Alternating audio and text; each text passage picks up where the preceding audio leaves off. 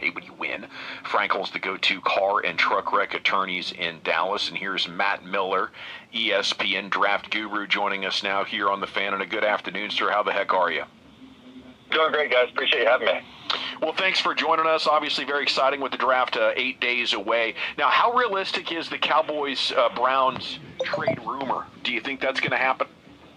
Man, everyone's hearing it, it seems like. I think I saw 3 mock drafts came out today that all had that trade. So I think where there's smoke, there's usually fire. It was about this time last year we started to hear about the Browns maybe trading out of that number 2 pick, and maybe the Jaguars trying to come up, and that ultimately did happen. And so I think you have to at least run through the scenarios of, okay, we've been talking about what these teams should do, what Dallas should do at 12 and 20. We've been talking about that for months. But, so now you shake it up and you run through that experiment of, okay, well, what if? What if they move to 6? What does that now look like for both Dallas and Cleveland? Matt, what do you make of all these teams ahead of Dallas wanting to get out of that spot? It seems like everybody, Albert Breer was talking about that. It seemed like there were 5-6 teams that were willing to move out of that, out of the top 10. Yeah, I think it speaks to the talent at the top of this year's class. And it's not to be disparaging about any player in this class or to, dash anyone's hopes and dreams, but the top of this class doesn't compare with the top of last year's class. Certainly doesn't compare with the top of 2024. And so I think you do have a lot of teams that are sitting there looking at the grades on their board and saying, gosh, Carnell Tate, okay, if we're at 5 overall, where would he have ranked with last year's wide receiver class? Where would he have ranked with the year before that? And so I think the reason we're seeing teams be at least willing to trade out a little bit is that right there, is teams looking at it saying, man, where would we have placed this player historically, and saying maybe we could move down a little bit. I think also the money positions in this draft, offensive tackle, wide receiver, edge rusher, there's pretty good depth. So I think a lot of these teams look at it in a mindset of, hey, we could probably move back a little bit and still get a really good player. The issue is going to other than Dallas, I don't know if there's a team that has a heavy incentive to move up. So do you feel like, though, that these teams will sell their picks cheap, or are you going to have to pay premium to get there? I don't think you have to pay premium necessarily, but here's what's interesting. No one wants to give up 2027 draft picks. And so if you're the Cowboys and you call and you're trying to move up and Cleveland says, all right, we want 12 and next year's first. Hang up. There's no way. You're not trading next year's first because it's such a talent-rich draft. And I think we've even seen some teams like the Jets try to go ahead and load up on next year's first-round picks because of how good it's supposed to be. So I don't know that you're paying premium this year. Usually you're paying premium for quarterbacks, right? That's the only reason you're expected to pay a little bit above asking price. I don't think that'll be the case this year. Matt, as you're projecting ahead and looking at that 27 class, did the Cowboys maybe make a mistake in having the 2 1s this year versus maybe giving up this year's one to the Jets to keep both ones for next year? Yeah, you'd like to have 2 1s next year as opposed to this year, but I think you have to put every team in a vacuum and evaluate. The Cowboys genuinely feel like they're a Super Bowl contender. They feel like they have a Super Bowl offense. And so I think you look at the logic there and saying, okay, you want to strike while the iron's hot. If we can add a couple impact defenders this year, maybe we can make that run in 26, while you still have this offense that's put together, while guys are still playing at a super high rate. You've got Cooper Beebe on a rookie deal, Tyler Booker on a rookie deal, Terrence Steele's making $1 million a year. So you've got Tyler Guyton's on a rookie deal. It's like right now that offensive line's so cheap, you're able to pay 2 receivers a ton of money, right? You're able to pay Dak a ton of money.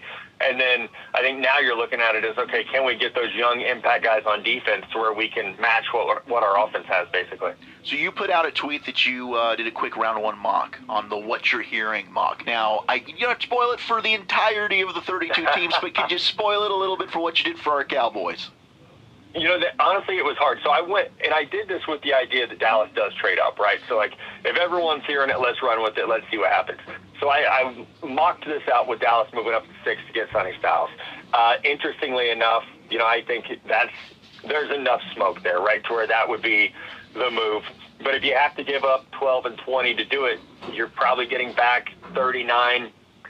I think maybe that's not even really equal for Cleveland. They'd probably want a little bit more than that. But then at 39, I think if you're Dallas, you are looking for an edge rusher. You're hoping that someone like a T.J. Parker is there, or Cassius Howell from A&M is there. As this team moves to more of a 3-4 defense, you're going to need some speed on the edge. Howell would be pretty interesting to me. Malachi Lawrence from Central Florida would be pretty interesting to me. But you're moving from 20 to 39 to try to find that edge rusher instead of sitting at 12 and 20.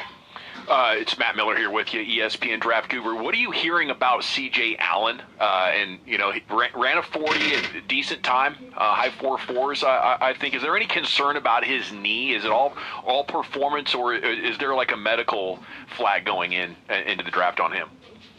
I haven't heard a medical flag on him, and, as you guys know, because Dallas does this better than anyone, I think, every team's going to have their own evaluation medically, right? They're going to look at things differently and say, hey, this guy's off our board. In fact, the year that Dallas took Jalen Smith, I think they're the only team in the NFL that had him on their board. So every team does things a little bit differently.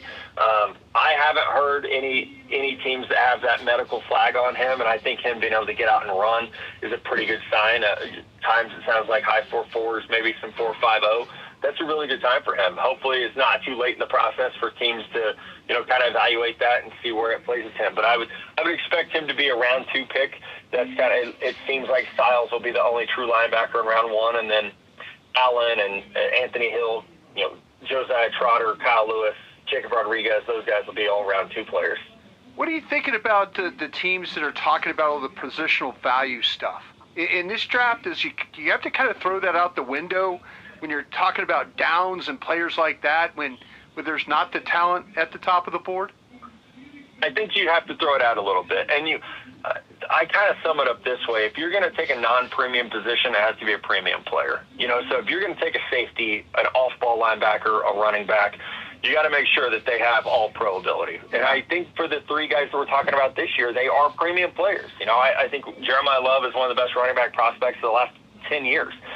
Caleb Downs is certainly one of the smartest, most instinctive, most versatile safeties in a long time. And then Sonny Styles, who has just incredible, height, weight, speed, and incredible production. This isn't like when Isaiah Simmons was coming out of Clemson and you're like, oh man, this guy's a great athlete. What are we going to do with him? Styles led the team in tackles in 2025. In 2024, he had 6 sacks while playing linebacker. So, his ability is very, very well documented. So I think it goes to that. If you're going to look at the money positions, left tackle, defensive end, wide receiver, and say, gosh, we don't love the left tackles in this class, maybe we do go with a non-premium position, you got to make sure that's a blue chip player. How are you looking at? Oh, sorry, go ahead, Chuck. Ruben Bain Jr. Seems to be a pretty polarizing player, Matt. I mean, is he a guy that you could see really taking a big fall if this arm length thing is a big deal to teams? Yeah, and I jumped on this in January. It was like, gosh, I loved the college football tape, but the more you talk to teams, they were like, I had one general manager tell me, we will let someone else be smarter than us, meaning you have 30 years of data that says the sub 31-inch arms doesn't work in the NFL. A player in the last 30 years with sub 31-inch arms has not had a 10-plus sack season, right? And Bain is going to break the record. He'll have the shortest arms for a pass rusher drafted in the first round since 1999 at least. So he's already going to break that record. So are you going to bet that he's going to break, 30 years of data that says not to draft these, or that these guys drafted in round 1 aren't going to have the production, or drafted anywhere aren't going to have production with sub 31-inch arms? So I love Ruben Bain's tape. I mean, I think you can make the argument he was the best player in college football down the stretch last year. But I think you would be arrogant to ignore data, right? That's why we have it. And your job is to try to marry film with analytics. And I think you can look at the film and say, are there times the short arms pop up? Yep, it does. It shows up at times. Thankfully, he has great leverage. He has great strength. He has, a good lower body base and able to drive guys, and he can lock out on the edge. But if you're drafting him expecting a 12-sack guy, that's just not who he is. That's not. The data says he's not going to be that in the NFL. It's Matt Miller, ESPN, with you here on The Fan. How do you look at this running back class after Javonte Williams? The Cowboys don't have a lot of proven production in that running back room. If they wanted to do something in the 4th or 5th round, who would be the players that you'd like there? Yeah, this running back class is weak at the top. I mean, Love's going to go very early. His teammate, Jadaria Price, is going to go fairly early. Maybe even, I know Kuiper had him going 32 overall today to Seattle. I think Mike Washington Jr. from Arkansas is probably the next guy off the board and likely goes somewhere in that late 2, early 3 range. Round 3 guys, this is where the drop-off happens. Maybe Jonah Coleman from Washington, Emmett Johnson from Nebraska, who didn't have a great 40 time, but he's still elusive. Nick Singleton from Penn State. But but these are role players, right? These aren't lead characters. These are bit part guys. And so if you wanted to piece together a backfield, I think you could add one of those guys. I would throw Kaytron Allen from Penn State in there as well. You could add one of those guys to be a role player, but I don't think the expectation is that any of them has the total package to become a number one back. Well, thank you, Matt. Terrific work, as always. Enjoy the draft, and we'll look forward to chatting with you next time. Appreciate you guys. Thanks so much. Salute. Matt Miller, ESPN, here with you on The Fan. Our path to the draft brought to you by Pluckers. Join us at all Pluckers locations April 23rd for our annual draft party. We have the top priority for the Cowboys defense at the draft coming up. Stephen Jones talked about that. Football's finest coming up here at the top of the hour, and we're back with you here on The Fan. Thank you very much, Lucius. It is the G-Bag Nation here on 105.3 The Fan. The draft next Thursday. Our path to the draft coverage brought to you by Pluckers. Join us at all Pluckers locations April 23rd for our annual draft party.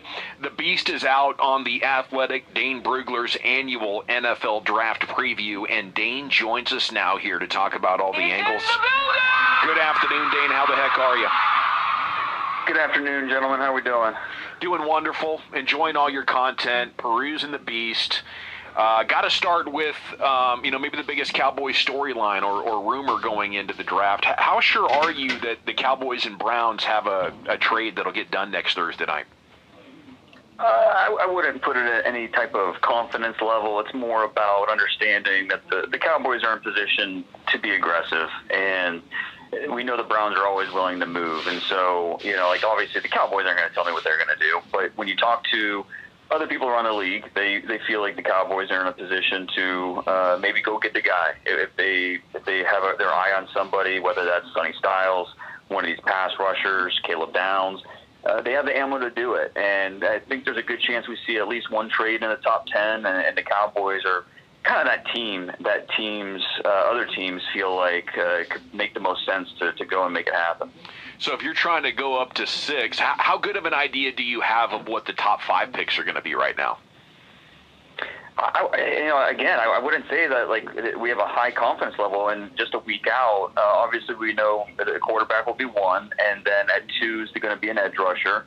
And then the Cardinals at 3 become a little bit of a conversation. Do they go the right tackle, or do they go with the edge rusher that doesn't go at number 2? And let's just say it's the edge rusher, then all of a sudden 4 and 5 become pivot points in the top 10, with Tennessee at 4, Giants at 5. You think about the Titans and Robert Saleh, and he had Fred Warner in San Francisco. Does that mean that he would lean towards a guy like Sonny Styles, and what that could mean for that Titans defense? Would they go with Ruben Bain there? We know they want a full stable of pass rushers. Or would they go with the most explosive offensive weapon in the draft, with that being Jeremiah Love? And so then with the Giants, John Harbaugh, this is a John Harbaugh pick. But John Harbaugh, he's not an offensive guy. He's not a defensive guy. He's a CEO type of head coach. And over his time in Baltimore, they were all over the place in terms of where they went in the first round. They drafted a safety 3 times in the first round over his tenure in Baltimore. So I don't think there's anything that we can point to say, yeah, they're definitely going to go offensive line here, definitely going to go with Love if he's there, definitely going to go with Styles or Downs. Those picks 4 and 5 really are a little unpredictable at this point. When you're going through your mock scenarios, how much does what the Giants do at 5, depending on if they take Downs or Styles, impact in your thinking what the Cowboys would do moving up to 6? Is it we'll take whichever of those players they don't, or is it specifically a Sonny Styles thing for them to move up? Yeah, I think that's a good question because obviously I think they would feel good about either of those guys, but it's a lot to move up. If we're talking about giving up that they are both first-round picks, and obviously getting back that second is a big part of it. They don't currently have that second-round pick, so getting back into the second round, the player you draft at 20, probably the grade's not all that different than who you're going to get at 39, and so that's a key part of it. But you're still, it's an aggressive move. So do they have a similar grade on Styles as they do Downs?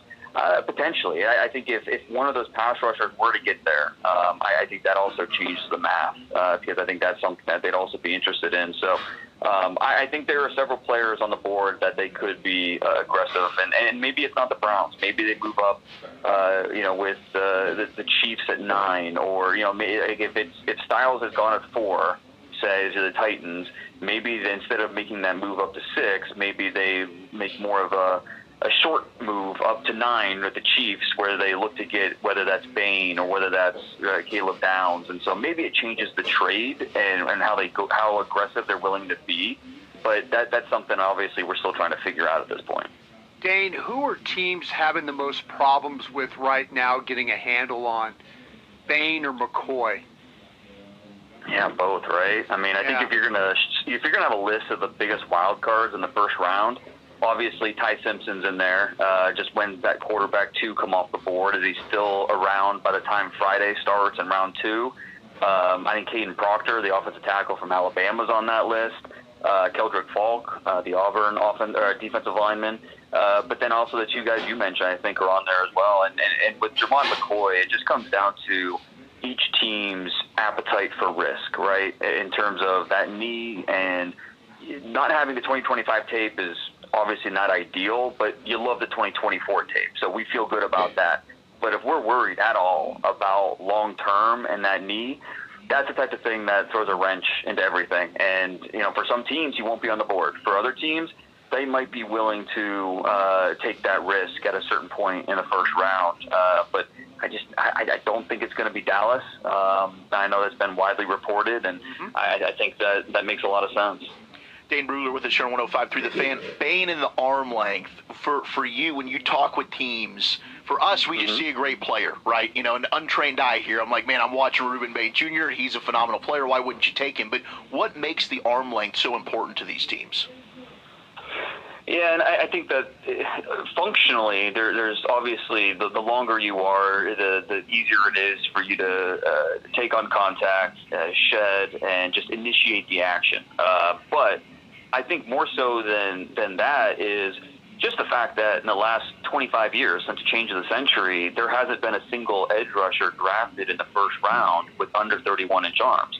And so you think about the teams that are they're out on a running back in the top 10, they won't do it, or a safety. They're not going to draft a safety that high. There are some teams that look at the historical outlier stuff and say, look, we're not going to be the team that drafts an historical outlier in the top 10. We like the tape. We think he's a good player, but we're not going to be that team. And from that perspective, I understand it, but I'm more in the camp of, what you're saying. The tape shows a good player. I think he wasn't as consistently dominant throughout the season, the regular season. He only had 4 sacks during the regular season, but once the playoffs, you just watch those games and you're in. His ability to deconstruct blocks, especially in the run game, his ability to put pressure on the quarterback, that's something that is he's going to go top 12 in the draft. It's just a matter of where is that going to be. I think the Chiefs are in on him. The Bengals at 10, I think, would certainly take a long look, and then the Cowboys at 12 would be interesting. Dane, when you think about the Cowboys' nickel position and Christian Parker and this hybrid stuff, are you thinking more of like a safety who can cover well, or a true nickel corner who maybe can be physical and play in the run and do some of those things? Yeah, I think you keep an open mind to who's going to be there for you. If they get wiped out with those top options, is Dylan Thieneman somebody? If they don't trade at 12 and they stay put, Dylan Thieneman, is that somebody that would interest them because of that versatility? And he could be a nickel for you. He could play single high in certain looks. Because it's all about matchups. That's what the NFL is. Today's NFL is personnel matchups and being able to. The offense is going to show you one thing. Being able to adjust with the personnel you have on the field, and a guy like Dylan Thieneman, he gives you that because he has the versatility. One snap he can be one thing, and the next snap he can be another. And not only do you have to have the athletic ability, but also the mental capacity to have that type of role. And I think teams believe he can do that. So now in my 7-round mock that came out today on The Athletic, in that trade that I had them in the second round at 39 going trade Stukes. And he's more of that nickel who, you throw in the Arizona tape, and that's what he did. Now, he has experience at outside corner. He has experience at safety. So you like that about him. But the fact that you can see him be a nickel has to give you some confidence that, this is going to be someone that's going to translate pretty well to the next level. So Trayton Stukes, coaches have been blown away by this guy.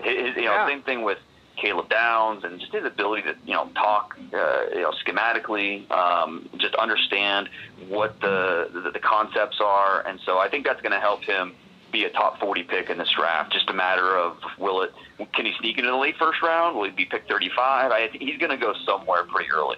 I think it'd be an awesome haul to be able to get Styles and Stukes. You did break my draft heart with, in the division, Downs and Jacob Rodriguez going to the Giants in your mock.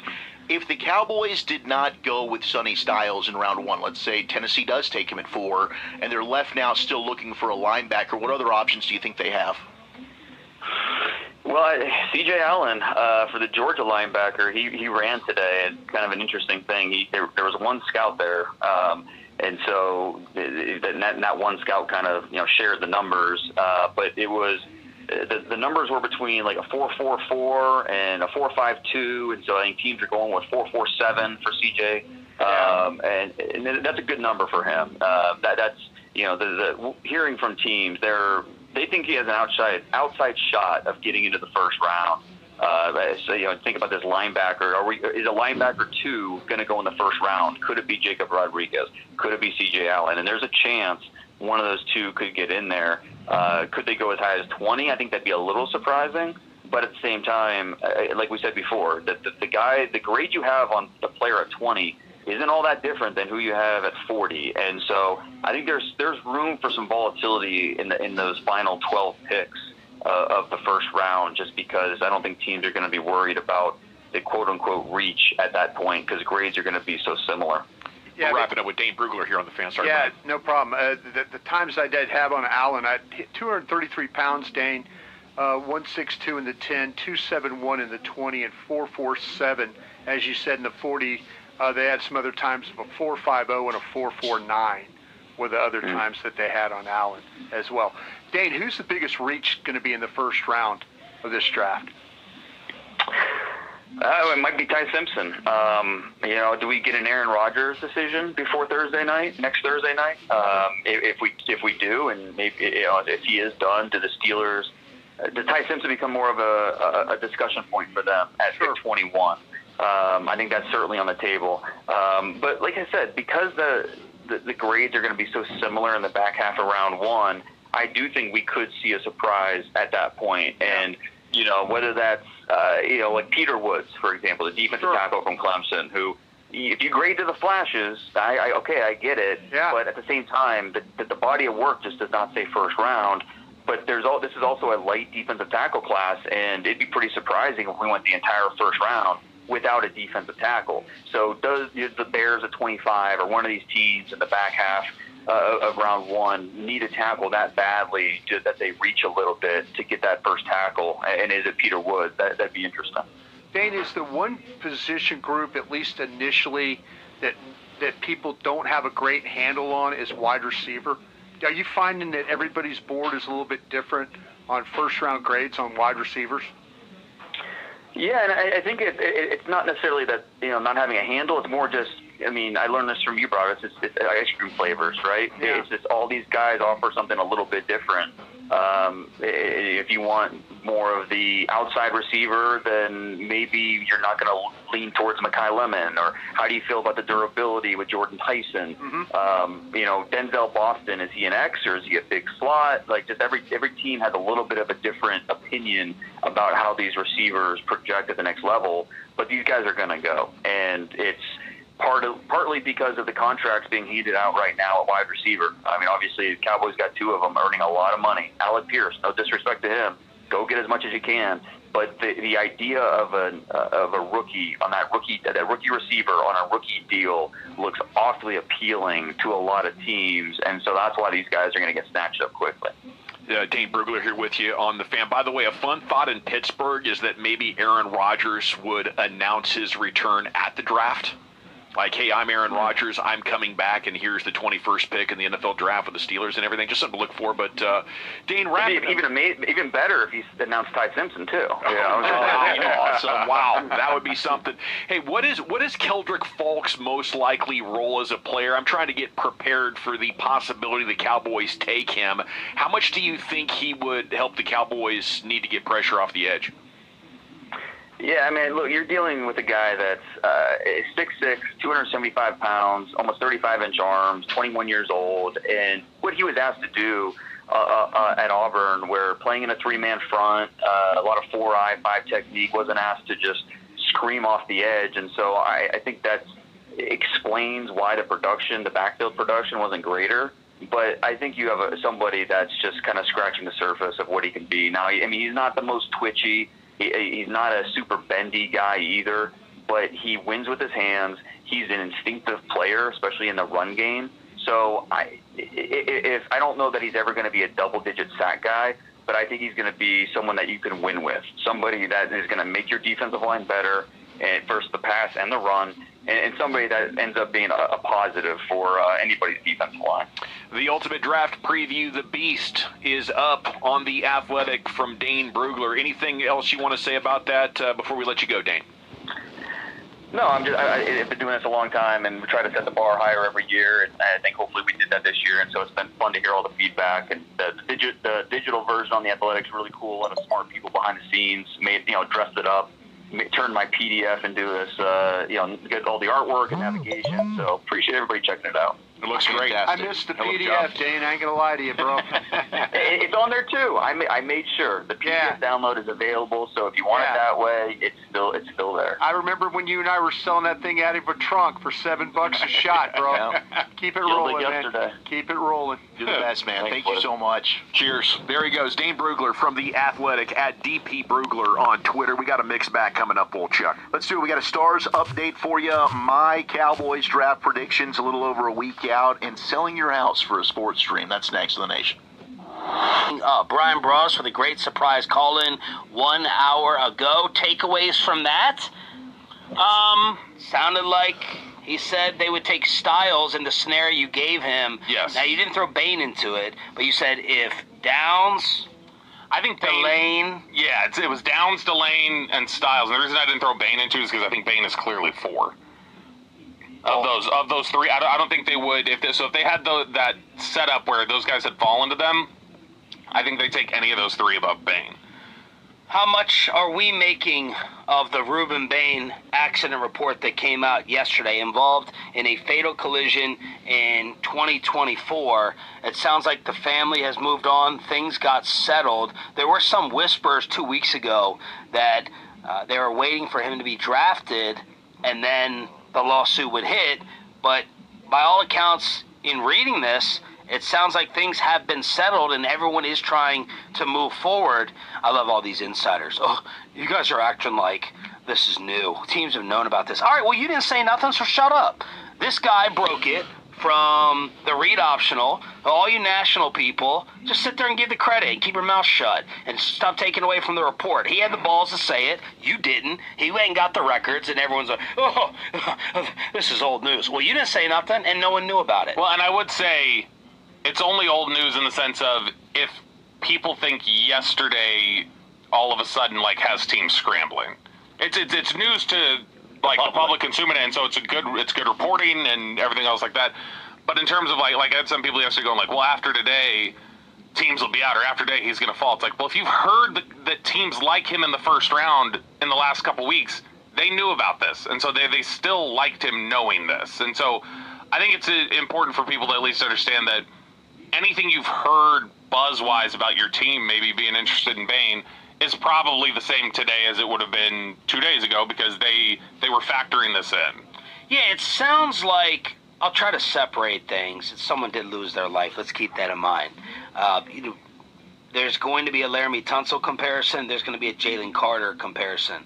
He was involved in a fatal crash months before the draft. He did drop to number 9 on the board. We know Jalen Carter is a beast.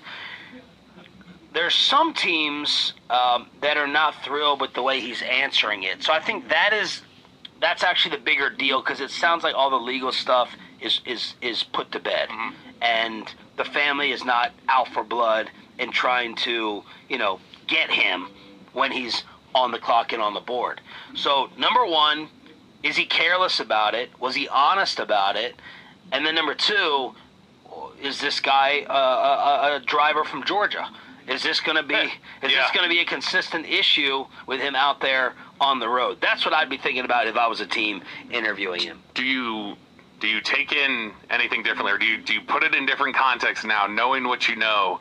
Do you put it in different context, thinking back of him at Combine, where he's like, I'm all football, guys. I don't do anything. I don't even go out because I'm so focused on football. Like, I think the undertones there, when you look back on this, is probably also a public declaration to teams of like, guys, just so you know, the only thing I care about is football. I'm not a reckless individual who's out partying all the time, and this is a bad instance. And I think he wants people to understand that. But yeah, you got to be careful to, if you're talking about it those ways, or you're trying so hard to basically make people think, hey, this isn't me. You got to be very careful about being dismissive of it when you talk to teams, and I think that's what he would run the risk of. I mean, the hope is that this is one of those. I mean, that he learned his lesson. This is now why he doesn't go out, right? Maybe there's possible, but people have gotten DUIs and don't even drive again. I will say, I'm done. This explains, I think, because there was part of this report is that Nigel Kelly, who was at Miami at the time, was in the car. And he ended up transferring a month later to UCF. And I think that explains some things when you see the Cowboys, for instance, have visited Nigel Kelly. It wouldn't surprise me if they're trying to get answers about, hey, what went on with you in that situation in Miami? 0 to 10 impact you think this will have on him throughout the league? 10 being red flag. Let's say a 2.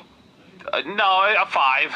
Wow. Like just in terms of like, to me, it's like, it's worth noting. Like every team will have it in their notes on him of just like, we need to monitor, and more because of how he potentially has answered it and just turned some people, like it'll break ties in some instances, I would think. Yeah. But I would still say the bigger issue that's probably an 8 for a lot of teams is his arms. Yeah.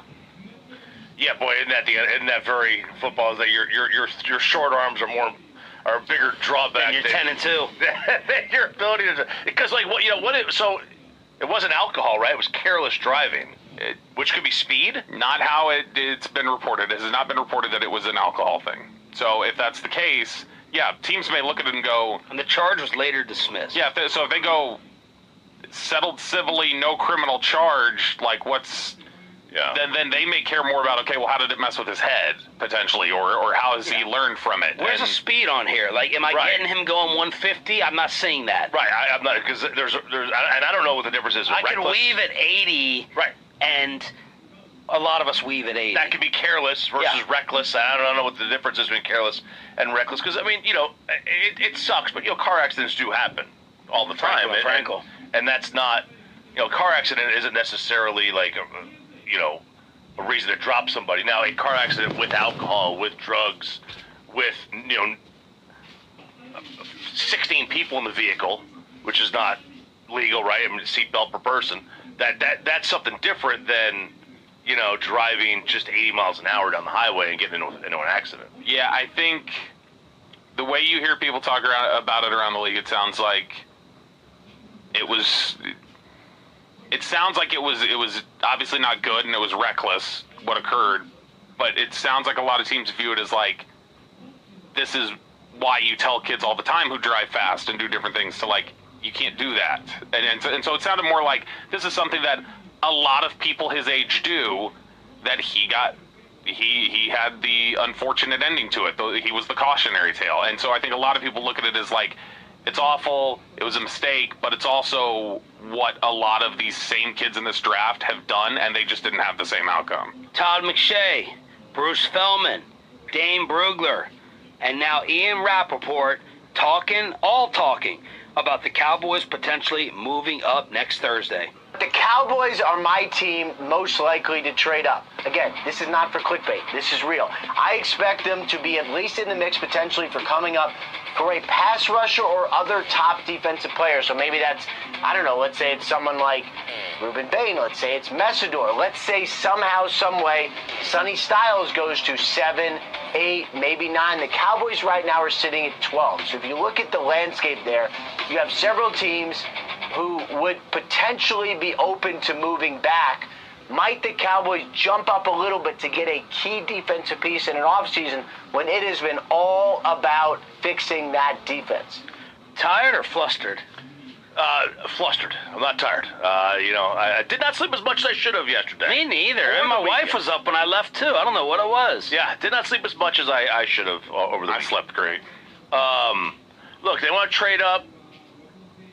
I'm against it. And Broadus was supporting that an hour ago. I'm against trading up, but if you're going to trade up, I just don't want 20 and next year's 1 are just, they're no-goes for me.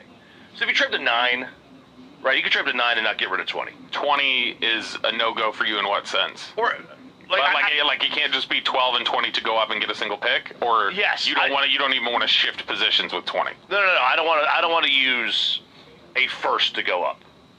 When they get out of this draft and next year, I need 3 first-round picks taken. 12, 20 for 9 and 29.